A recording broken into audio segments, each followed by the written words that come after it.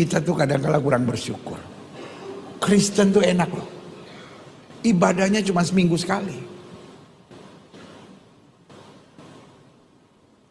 Saudara sepupu kita 5 kali. Kenapa kita kebaktian seminggu sekali? Tahu nggak kenapa? Karena bayarnya 10%. Itu berhubungan, saudara-saudara. Makanya saya tidak pernah tertarik perdebatan tentang perpuluhan. Orang kalau nggak mau bayar perpuluhan, nggak apa-apa. Semua hamba-hamba Tuhan yang bilang nggak usah bayar perpuluhan, nggak apa-apa. Bayar 2,5. Nggak usah 10%, 2,5. Tapi sembayangnya 5 kali sehari. Iya dong, enak aja. Udah cuma 2,5, mau seminggu sekali. Beda kelas. Dari mana, masuk gereja langsung masuk. Kita orang Islam diajarin bersih sebelum sembahyang, cuci semuanya. Saya bilang lu 2,5. Gue 10%, bukan berarti gue jorok. Disucikan oleh darah Yesus.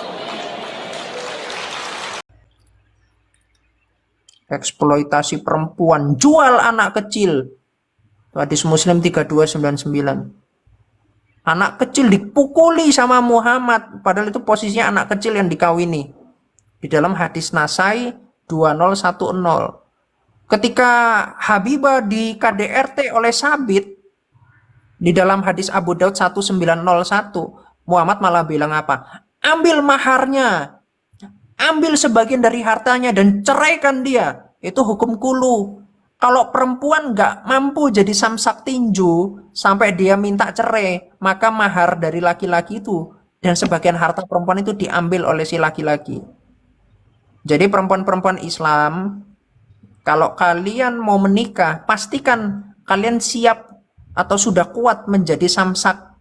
Kalau belum kuat jadi samsak, jangan nikah dulu. Nanti suami kalian kalau mau menceraikan kalian tinggal mukul-mukulin aja kalian. Sampai kalian ampun-ampun gak tahan kena pukulan lagi. Baru kalian minta cerai. Setelah itu apa? Mahar kalian diambil. Harta kalian diambil. Menangis kalian. Belajar fikih. Itu kajiannya dalam itu. Tentang mengambil harta istri dan maharnya ketika dia minta cerai.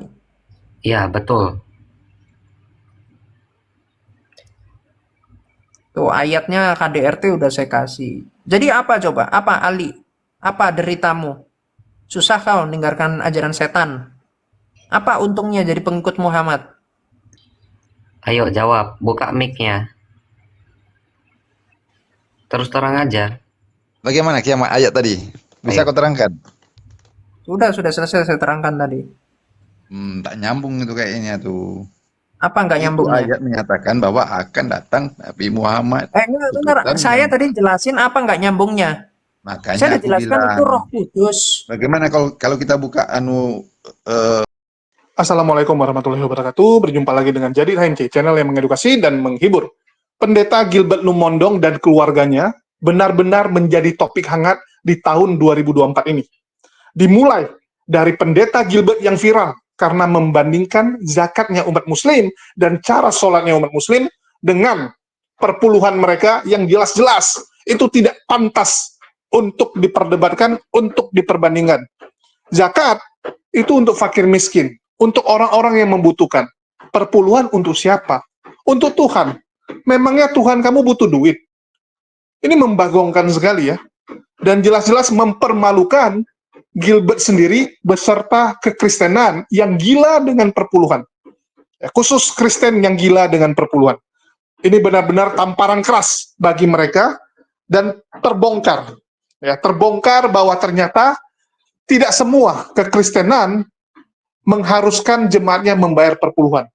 Ini menjadi topik hangat dan banyak jemaat-jemaat dari Kristen karismatik yang akhirnya sadar bahwa selama ini mereka hanya digunakan sebagai sapi perah.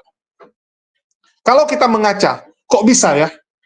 Banyak sekali problem-problem yang menimpa pendeta Gilbert Lumondong.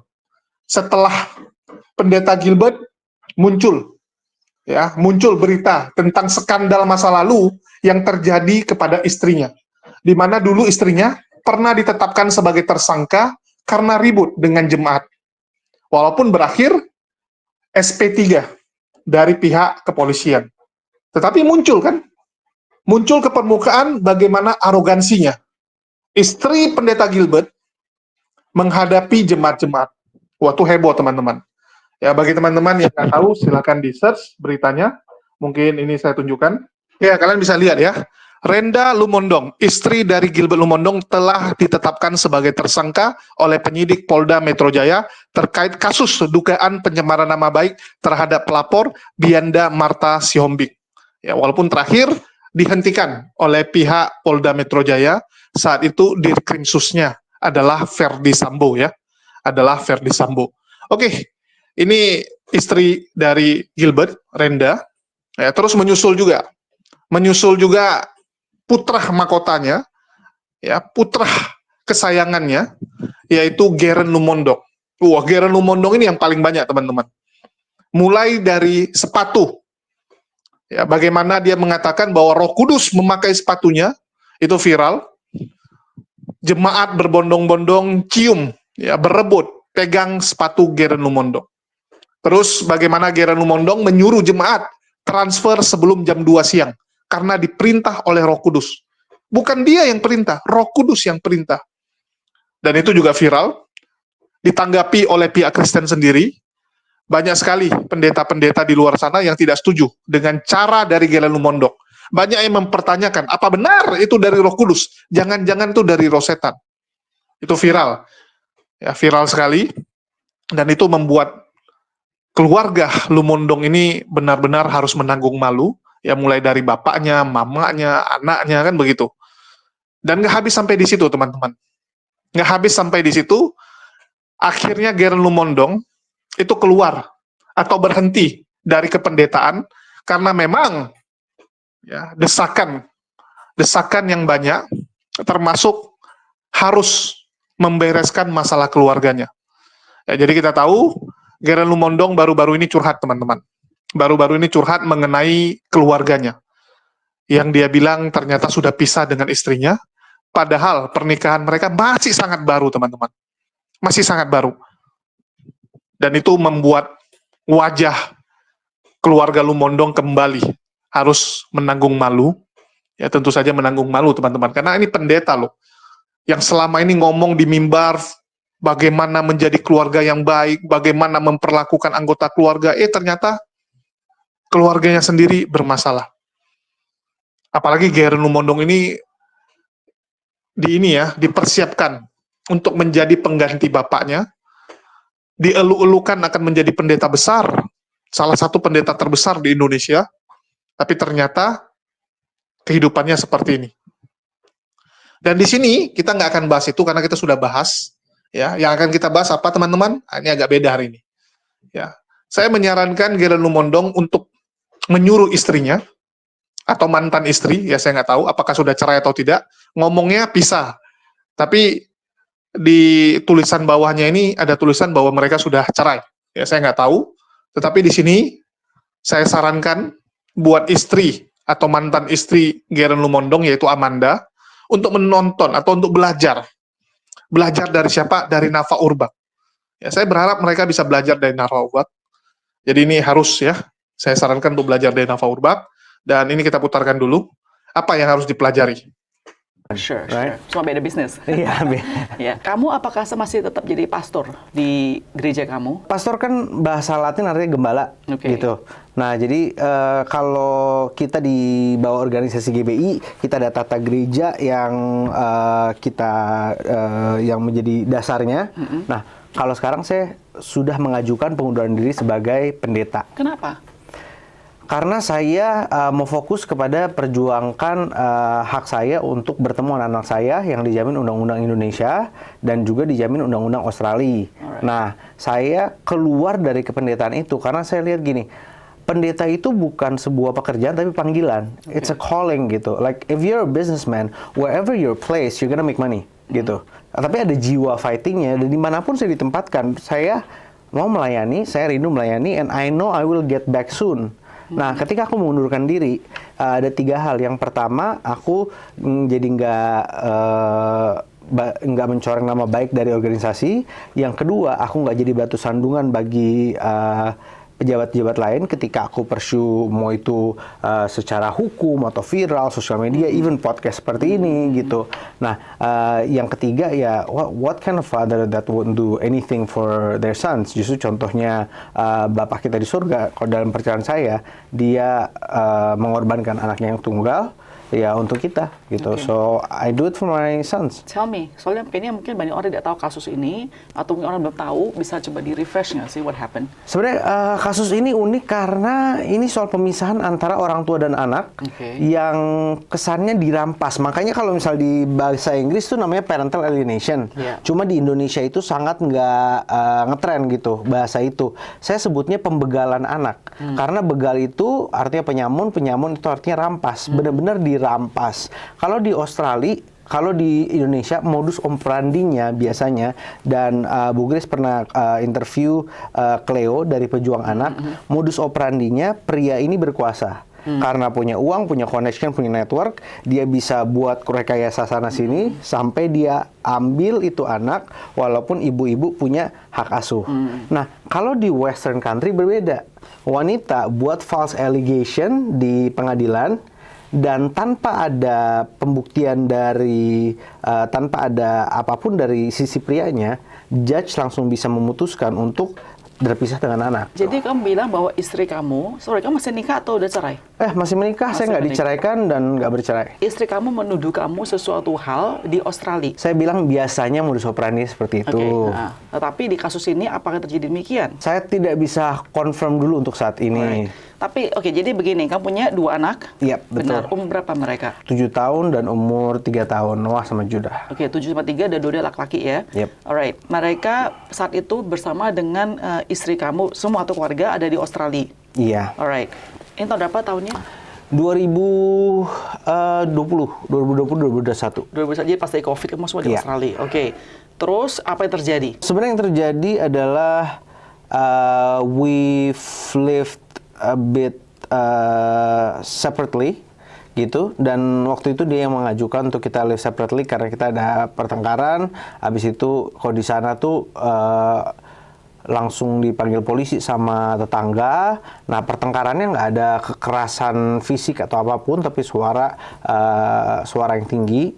Nah, dari situ she wants to, kita kalau nggak pisah dulu sebentar, but we're still together. Di Alkitab ada ayat yang berkata tidak apa-apa berpisah untuk sama-sama berdoa, introspeksi diri. So I agree with that.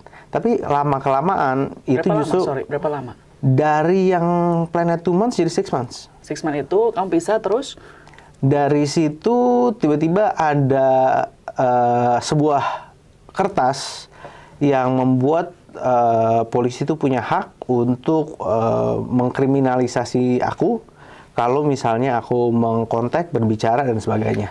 And honestly it's a bit hard for me to talk about this karena ini pertama kali saya terbuka, apalagi di forum yang lumayan besar gitu. Selama 6 bulan tersebut, ketika kamu berantem dan live separately itu, apakah masih mengontak anak-anak kamu dan istri kamu? Masih punya hubungan. Masih ngobrol? Masih Ketemu juga? Right then we were living, half of the time we're living one roof. Tapi kamu bilang kan udah live separately kan? Jadi kalau di Australia itu ada yang granny flat, jadi kayak nyambung rumahnya. Gitu. Ya, nyambung rumahnya tapi beda kamar. Jadi kamu masih ketemu lah begitu dengan masalah sampai satu hari itu ada surat. Surat itu surat apa sih? Maksud saya boleh tahu nggak sih? Suratnya adalah pokoknya surat yang mencegah dari aku bertemu dengan istri, berkomunikasi dan bertemu dengan anak-anak selama 3-4 tahun. Anak-anak disertakan. Jadi bukannya aku kasar kepada anak-anak, tapi anak-anak disertakan di situ. Jadi dia memakai surat itu untuk klaim kepada court atau the law untuk restraining order dari kamu kepada keluarga ini. Iya, jadi restrain me from that, and itu yang one-sided, dan everything that's one-sided gitu isn't fair, Kalau misalnya if you see the lady justice, kan justice is blind, dia lihat yang mana yang salah yang benar. Nah, ini benar-benar kalau di Western world timpang sekali kepada kalau perempuan ngomong harus dipercaya gitu. Jadi believe all women. Nah, makanya banyak grup ayah-ayah di Australia yang sangat very at risk, yang benar-benar mereka buat grup khusus jauh dari anak, mereka suicidal rate-nya tinggi, mereka seek mental health sulit. Jadi most victims of like suicide, mental health and all that sebenarnya kalau di Australia is male gitu. Okay. Nah, itu yang something yang bit different di Indonesia ini. Itu surat tersebut, kemudian tadi restraining order tersebut, itu kalau kamu nggak make your case, itu langsung diputuskan begitu aja. Kamu nggak bisa gini loh, appeal atau deny or whatever, itu nggak bisa. Bisa appeal if I use a lawyer, if I have enough money untuk sewa Australian law practitioner. But you do have money, to be honest. I mean, you're not poor. Honestly, back then I was poor. I had to live in my car for a few days. I had to live in people's houses, live on sofas, because... Sorry, kamu kan di Australia, mana bisa bilang poor banget maksud saya. Because when I lost my family, everything goes to the family, and I lost everything. How about your father? Kan your father not poor. Now Let's put it that way. that's another story. But it's linked gitu maksud saya gitu loh. Kenapa kamu nggak pakai lawyer juga untuk appeal? Maksud saya itu pertanyaan saya. Why? Because beda approach antara Gen X sama my age. Oke, gimana? Tell me. Beda approach di mana kalau di Indonesia hukum itu untuk fight, untuk bercerai, kalau di Australia hukum itu untuk kita duduk mediasi, untuk kita ngobrol berdua. Alright, jadi kamu ada mediasi juga ternyata kan? Karena aku nggak disetujui pakai lawyer, aku nggak di-fund pakai lawyer, dan aku nggak di-fund selama di Australia. Oke, ketika news ini terjadi kan pasti kan ayah kamu tahu kan apa yang terjadi, pasti nggak sih? Apa advice dia kepada kamu saat itu? Go home. Go home. To Indonesia. Tanpa anak-anaknya. Yeah. Terus apa dia punya strategi? Cuma go home aja begitu? Have faith that God will open the way. That's all. Dia nggak pernah offer bilang, oke, I'll find a lawyer, we'll go back to Australia, bla bla bla, nggak ada. Oke, jadi itu tuh udah apa? 3 years ya, 3 tahunan. Kamu sampai hari ini sejak keluar restraining order tersebut belum pernah kontak sama anak-anak kamu, benar? Kontak, ngeliat foto, yang anak kedua aku bahkan nggak tahu nama aku, nggak kenal papanya siapa. It's really hard. Yeah, of course, I'm sure. And kamu pernah coba nggak sih kontak istri kamu juga tidak Kalau aku kontak itu against the law. Against the law, dan aku langsung di-charge with a crime. Boleh nggak? Very serious. Oh, boleh nggak misal contohnya keluarga kamu yang kontak istrinya kamu? Sampai sekarang masih ada hubungan itu. Gitu. Tapi? Tetapi tidak ada progres antara hubungan aku dan anaknya gitu. But my family is free to contact them, but still ada di ordernya satu yang bilang bahwa kalau aku pass on a message, nah itu langsung aku di-charge with a crime. Selama proses 3 tahun ini, sebetulnya apa sih tujuan istri kamu? Oh, you have to ask her. Maksudnya, what does she want actually? If she wants a divorce, if she wants a divorce, udah terjadi. Jadi bukan divorce dong? I have no idea. That's why ini aku udah belajar Alkitab 4 tahun. Kita sekolah belajar Alkitab 4 tahun. Setelah itu aku punya komentari 8.000 buku untuk belajar ekspositori dari setiap ayat-ayat. Sampai hari ini aku nggak ngerti perempuan.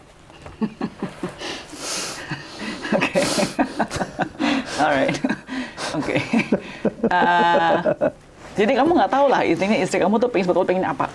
Nggak tahu. Nggak tahu sama sekali. Your family itu tidak ada satupun yang tahu.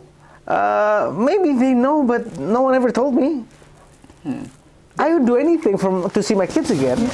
Oke, pernah nggak ada misalnya keluarga istrinya ini pernah nggak request contoh minta uang kah atau apakah, ada nggak? Aku di close loop, that's why I'm a single fighter gitu. Aku di close loop sama the grandparents of my kids, gitu. And itu yang sad sih maksudnya. Padahal aku tahu sesuai hukum, dasar-dasar hukumnya, karena aku di sana selama mungkin 4-6 bulan aku cari lawyer-lawyer yang gratis, aku belajar family law dari pertama sampai terakhir, karena aku nggak bisa bayar konsultasi sejam $400, 4 juta, aku nggak ada pada saat itu, dan aku jadi belajar sendiri, jadi aku tahu dan nafsirkan hukum itu kayak belajar Alkitab, gitu. Jadi satu ayat ini nyambung sama ayat ini, satu ayat ini, dan itu tergantung tafsiran siapa yang menafsir dan seberapa lihainya dia untuk mempresent to the judge, begitu. Jadi your parents juga belum kontakkan sama ini ya, sama anak-anak? Kontakkan sama anak-anak? Ada, selama 3 tahun ini? Ada. Terus gimana anak-anak kamu? I have no idea. Nggak, your parents nggak kasih tahu kamu? Why? Are you in a good relationship with your father? In a way, right now we're still figuring things out. Okay. Tapi before it was okay. Jadi aku kan mengajukan pengunduran diri harus ke my dad Yeah. gitu. We've talked a lot and there's something that we don't see eye to eye. Dan ini semua karena kasus istri kamu dan anak-anak kamu mulainya. Mulainya iya. Alright. The fact that lu belum nikah sampai sekarang aja orang pasti bingung. Apa sih yang bikin Nafa? I mean like pasti it's not gonna be that hard untuk seorang Nafa Urbach untuk memilih laki. Berarti lu tinggal nunjuk juga pasti banyak lah yang mau sama lu. Itu kan pemikiran netizen. Iya, Naf, pemikiran. gitu. Was it because of some of the things yang terjadi dalam hidupnya seorang Nafa? Iya. Wasn't easy yang bikin lu jadinya ngerasa banyak hal yang bikin lu jadi lose of your confidence. Kalau urusan soal nggak mau menikah lagi gitu, itu beda lagi sebenarnya. Jadi kayak pas waktu aku ngalamin Tuhan sungguh-sungguh, Yeah. aku benar-benar berjumpa secara pribadi sama Tuhan. Tuhan rubah cara mindset aku, Tuhan rubah cara berpikir aku, Tuhan rubah cara aku melihat permasalahan, bagaimana meresponi sesuatu dengan benar, sikap hati dengan benar. Waktu itu aku ngerasa bahwa aku orang yang sangat berhati-hati untuk bertindak gitu. Jadi kalau gue udah menyakiti Roh Kudus, gue tahu gitu, gue akan kehilangan. Apa yang hilang? Hadiratnya hilang. Terus kalau doa mau masuk tuh susah banget. Gregetnya tuh hilang ya? Iya, kayak gitu-gitu. Pokoknya setiap gue berbuat dosa, itu yang terjadi. Right. Gue tuh kenal Nafa kan cukup lama. Udah tahu bahwa Nafa tuh dari dulu you always have your heart to God, to Jesus gitu. Ini pernah gue obrolin juga sih di vlog gue sama Zack sih. Tapi ini akan gue tanyain ke lu juga. The first time you met Jesus, was it because of Zack? No. Karena people thought at that time you met Jesus because of Zack, right? Iya, Gitu. iya. Jadi pas waktu itu ceritanya abis itu pas waktu gue di ini ya, pas waktu gue di Jakarta ya, baru pulang dari gue sakit dari Singapura kan gue ini operasi. Tiroid. Bukan bronchial cystic. Oh, oke. Jadi sebenarnya gue udah ada perjalanannya ketemu sama Tuhan pas waktu gue di Singapura pertama kali pas gue sakit itu. Tapi pas waktu gue nyampe Jakarta lupa. Gitu. Karena udah sehat lagi. Iya, udah sehat lagi. Bandel lagi gitu kan. Jadi mulailah itu perjalanan lo bersama dengan Tuhan. Jadi ini meluruskan bahwa banyak orang yang bilang sebetulnya you met Jesus at that time because you met Zack. Jadi sebenarnya enggak ya, Naf.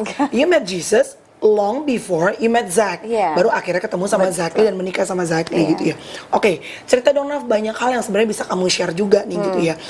Ya mungkin nggak terlalu detail dan segala macam sih. Ada banyak hal yang di-share juga adalah kekuatan kamu deh. Banyak netizen perempuan yang amazed dengan kekuatan kamu sebagai seorang perempuan. Di antaranya adalah you open up about kamu bikin vlog tentang you provide Zack at that time, which is I asked this question to Zack on the vlog. Zack udah jawab juga. Waktu itu Zack lagi nakal-nakalnya. Zack pergi mau karaoke kalau nggak salah dia bilang. And then kamu doa sama Tuhan. Dan you bilang kalau Om Li ya kamu manggil. Om Li kalau misalnya kamu mau pergi mau pacar kamu, this is the kondom, protector, pakai. Kamu setrikain bajunya. You pergi, pokoknya you hati-hati. Iya. Was it true? Dan kamu cerita itu bikin video itu dan and you open up to the public. Was it true? Iya, tapi kan gue udah minta izin sama Zack. Iya. Iya, benar. Tujuannya gue share aja apa yang terjadi sama hidup gue. Terus gue share tentang apa kebesaran Tuhan, apa yang Dia lakukan atas hidup gue, bagaimana gue bertahan, bagaimana gue bisa menghadapi itu semuanya tanpa gue sakit. Bagaimana gue bisa increase keimanan gue dan damai, sejahtera, sukacita itu ada. Walaupun yang namanya permasalahan badai itu kencengnya bukan main. Pasti. Lagi ngantem you. Yep. Rumah tangga kalau diantem tuh nggak enak, Mel. Itu tuh nyakit. Tell me about it. Lagi ya. On the way. Baru beres. Tapi I mean like I can totally understand gitu ya. Makanya gue bilang maksudnya gue aja nggak selama lu gitu ya Naf. Lu tuh lumayan lama lu Naf gitu. Lu you hang tahu on dong. there gitu bertahan gitu. Oke, my question adalah, you bertahan at that time demi Mika Oh atau enggak, bukan demi kan Mika. ada orang bilang Iya. aku bertahan demi anak, ada Iya, gitu iya, kan, which is iya. setiap orang boleh punya Iya. pertahanan berbeda-beda, Iya. kita nggak Iya. akan Iya. ngejudge itu ya. Kenapa kamu bertahan saat itu? Tuhan lah, apalagi? Tuhan bilang suruh bertahan. Tuhan suruh bertahan. Tapi ternyata kan pas waktu perjalanan itu yang namanya keimanan kita itu pasti diuji. Ada ups and down, ups and down, ups and down, apalagi pas waktu you kerja. Betul. Ya kan? Jadi pas waktu you kerja, distraction you tuh banyak banget. It's a lot distraction Yeah. around you. Terus habis itu nanti pas waktu udah sampai rumah, kamu udah nggak punya lagi waktu buat saat teduh, kamu udah nggak punya lagi waktu buat berdoa, kamu udah nggak punya waktu lagi buat baca Alkitab. Yep. Jadi itu tuh kayak tarik-tarikan pas waktu itu. Yeah. Nah pas waktu itu memang kayak Zack lagi pacaran nih ceritanya, ada Yeah. another lagi. Yeah. Mika kadang-kadang sampai apal pacar-pacarnya papa ya. Gokil. Tapi anak Ai itu hebat banget loh pertahanannya. Iya sih. Gila ya anak lu tuh ya. Iya, pertahanannya tuh hebat And banget. still being a good girl gitu ya. Yes. Maksudnya nggak kadang-kadang ada jadi yang rebel gitu Iya, kan. iya. Dan tetap dekat sama daddy-nya kan. Iya. Bestie Iya. tetap gitu. Daddy tuh lagi sakit mami katanya gitu. Jadi mami mesti tetap doain walaupun mami is not together anymore with daddy katanya gitu. We never know katanya gitu kan. Exactly. Wow. Terus abis itu ada saat itu terus Zacknya punya pacar lagi, terus tiba-tiba nggak tahu gimana pacarnya mau supaya dia cerai sama gue.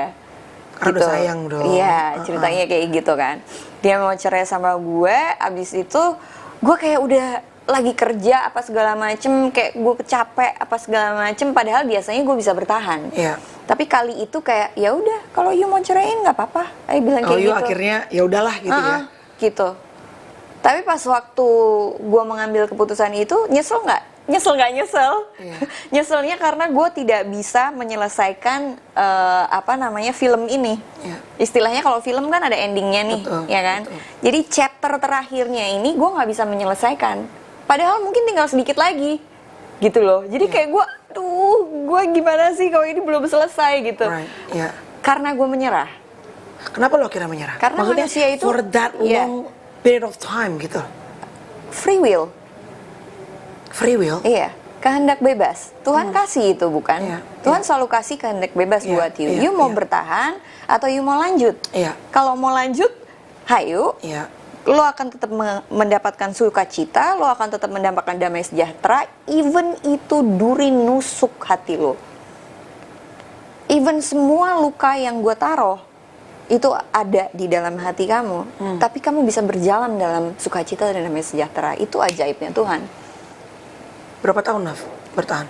Gue dari 2011. Sebelum itu 2010. 2010 kalian menikah. Enggak, 2007 menikah. 2007 menikah. Ya, 2010 aku hamil. 2010 kamu hamil. Hamil 2 bulan. Zack jatuh. Sampai akhirnya kamu bercerai? 2017. 2017. Oke. Sampai akhirnya kamu udah nggak kuat itu, kenapa kamu sekian panjangnya kamu bertahan sampai dia mau pergi, kamu taruh protection kondom di dalam tas dia, you setrika bajunya, you tadi cerita katanya apa, sepatunya you pakein Urapan. minyak Minyak urapan. Kenapa sampai akhirnya finally you gave up juga? Kenapa, Naf? Free will, kehendak bebas, hak istilahnya kayak gini. Sebenarnya pas waktu itu kalau seandainya nggak ada distraction, nggak ada syuting, nggak ada pekerjaan yang lain, gue bisa ngelanjutin itu. Masih kuat. Tapi sebenarnya ternyata pas waktu ada distraction itu gue nggak sekuat pas waktu gue sendirian tanpa gue harus kerja yang lain. Gitu loh, ngerti nggak Iya, sih? iya. Ya mungkin itu adalah proses di mana Tuhan lagi kasih lagi nih. Istilahnya kamu dikasih, oke, di area yang ini kamu berhasil nih, pertahananmu kuat. Sekarang aku mau taruh kamu di area yang Tempat lain. Iya. Kamu akan sibuk dengan segala aktivitas kamu di dunia entertainment. Bisa nggak distraction itu tetap membuat kamu kokoh pas Iya. waktu kamu sendiri? Iya. Jadi aku tuh sedang lagi ada di the next level di dalam perjuangan aku kayak proses ini, kayak ini. Tapi pas waktu itu tiba-tiba aku kalah di situ. Iya. Kamu bilang kamu kalah. Aku kalah. Bisa mana nggak? Bisa banget, Mel. Tapi aku membiarkan diri aku kalah. Gitu. So you choose to finally lost the battle ya. Padahal Yeah. sebetulnya kalau mau bertahan bisa Aku aja. masih ya. bisa sekarang. That's why I'm still single sekarang. Terus aku nggak pengen nikah untuk sekarang ini karena aku mau menerusin itu. Meneruskan apa, Naf? Battle-nya. To win his heart, No. God heart. God's heart. Iya. Dan Roh Kudus di dalam nama Yesus. Keluar, masuk semua, masuk semua, keluar semua. Ya, ya, terus, iya, supirnya. Oke, terus sampai kepala. Dalam nama Yesus, dalam nama Yesus, dalam nama Yesus, maka Yesus hari ini akan melepaskan engkau, akan dikubur dalam nama Yesus, Bapa dalam nama Yesus, Bapa dalam nama Yesus, Bapa dalam nama Yesus, dalam nama Yesus, Amin, Bapa di dalam nama Yesus, dan Roh Kudus, masukkan dia, lepas dia, dalam nama Yesus, masukkan segalanya, dibuat dalam nama Yesus, dalam nama Yesus, dalam nama Yesus, dalam nama Yesus, dalam nama Yesus, selamanya dilepaskan, dihancurkan dalam nama Yesus, dalam nama Roh Kudus, lepas, Yesus, Yesus, dalam nama Yesus, dalam nama Yesus, dalam nama Yesus, dalam nama Yesus, dalam nama Yesus, amin, Yesus, lepas, lepas, lepas, lepas, lepas, lepas, lepas, lepas dari segala ikatan, dalam nama Yesus, Bapa, lagi terbuka dia, kamu bagi dia, ayo melepaskan dia, dan segala ikatan, untuk orang tua, dalam nama Yesus, dalam nama Yesus, lepas, dalam nama Yesus, Roh Kudus, dalam nama Yesus, Shalom, Shalom, Roh Kudus, Roh Kudus, keluar dalam nama Yesus,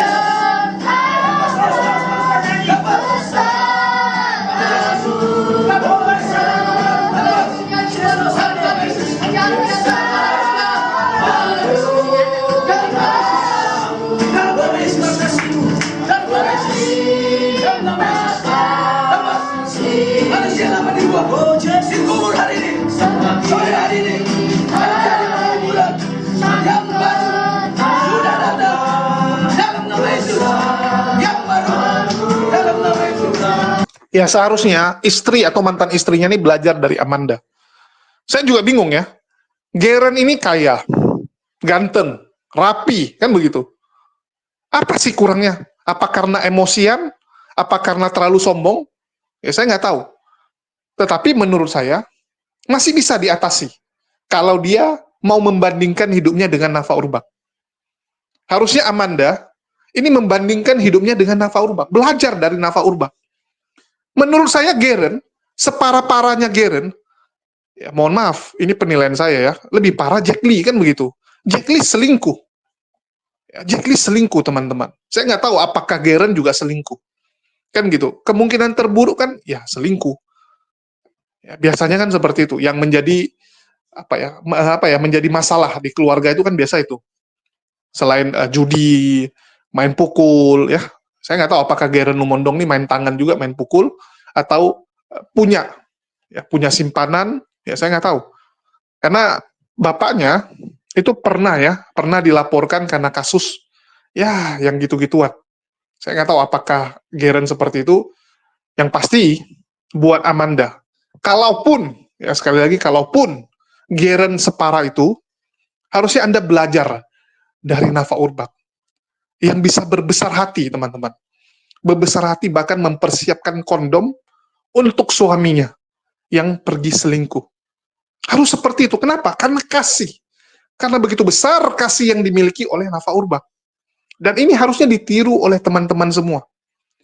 Kenapa? Karena memang Ya nggak boleh cerai kan begitu. Nggak boleh cerai teman-teman, harus semangat. Nggak ada yang namanya pintu keluar darurat. Ya, bisa masuk nggak boleh keluar lagi. Udah nikah nggak boleh cerai.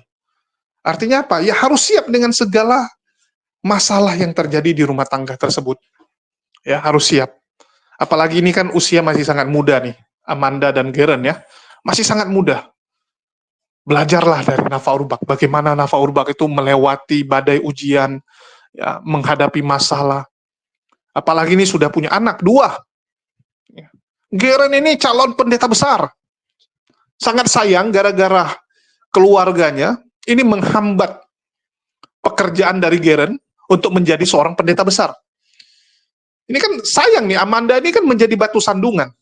Ini banyak teman-teman GBI ya, yang ngomong, sayang ini, Amanda ini jadi batu sandungannya Geren. Bahkan banyak yang menyalahkan Amandanya yang nggak benar gitu. Saya nggak tahu apakah mereka terlalu fanatik dengan keluarga Gilbert, sehingga mereka menyalahkan bahwa, wah Amanda nilai nggak beres. Saya nggak tahu. Ya, sebegitu fanatiknya mereka. Karena setahu saya, ya kita nggak bisa salahkan satu pihak. Bisa jadi dua-duanya salah, kan begitu. Nah, tapi terlepas dari situ, ya ini harus belajar. Kisah dari Nafa Urbach ini harusnya bisa ditiru oleh banyak teman-teman kita di luar sana. Ya, karena inilah yang terjadi di dalam hidup. Nggak mungkin semua mulus-mulus. Pasti ada guncangan, ada masalah yang terjadi. Harusnya kalian bisa meniru ini. Karena kan selama ini, Laskar Polikarpus ini kan selalu bilang, wah di Islam nih kawin cerai. Ya itu solusi. Kalau kamu nggak mau ambil solusi cerai itu, ya udah kamu harusnya ambil solusi seperti Nafa Urbach. Tapi jangan tiru cerainya ya, walaupun terakhir Nafa Urbach ternyata cerai juga. Nggak tahan dia teman-teman. Nah, ini yang sayang ya. Udah memulai, udah bertahan sampai tengah, endingnya lepas juga. Kalau memang nggak sanggup, mending dari awal. Betul tidak? Daripada kamu menderita lama sekali, mending dari awal lepasin. Tapi kalau kamu memang siap untuk menderita, ya udah, jalani terus, pikul. Ya, pikul salib tersebut gitu. Nah, ini buat teman-teman sebelah, harus direnungkan baik-baik. Dan buat Geren, ya, suruh istri atau mantan istrimu untuk menonton. Ya, menonton Nafa Urbach, kalau perlu undang Nafa Urbach untuk konselingkan, ya ceritakan pengalaman hidupnya langsung di depan Amanda, supaya Amanda dengar bahwa hidupnya sudah sangat beruntung. Kalau dia diam, ya dia tidak memperlakukan Geren seperti sekarang ini ya, memisahkan dia dengan anak-anaknya, ya bisa jadi Geren ini kan jadi pendeta besar, pendeta sukses. Ya kamu juga akan keciprat. Uang belanjamu juga pasti naik. Tas yang pingin kamu beli juga dapat. Bertahan gitu. Seharusnya bertahan. Kalau memang nggak sanggup tahan, ya udah lepas. Dan begitu. Ya ini saran ya, sebagai teman ya. Saya nggak tahu dianggap teman atau enggak kita, tapi ya kita sampaikan. Dan kita lihat memang keluarga mereka ini lagi kena badai cobaan. Dan ini lagi viral nih teman-teman. Ya, beberapa hari yang lalu sudah mulai nih permasalahan Gilbert Lumondong yang bulan lalu dapat gelar doktor. Ya. Dapat gelar doktor di bulan September, di mana ternyata jurnal yang dia buat itu mirip teman-teman. Mirip habis. Dan saya dapat inputan banyak teman-teman. Banyak dari internal mereka sendiri yang ya mengatakan inilah itulah gitu ya. Nah, tapi saya akan susun jadi konten spesial mengenai jurnal yang mirip ini. Tetapi saya masih pertimbangkan apakah ini akan saya keluarkan atau tidak, karena memang ngeri-ngeri sedap nih bahas Gilbert Lumondong nih, karena banyak pendukungnya yang masih fanatik sekali, masih membabi buta mendukung Gilbert, ya, bahkan masih banyak yang ngamuk kepada saya. Jadi saya lagi mikir nih, ini beresiko nggak gitu? Karena kasus yang sedang saya hadapi di Medan, ya ini ada andil dari pendukungnya juga gitu. Ada andil dari pendukungnya sehingga serangan dari mereka ini lagi masif sekali.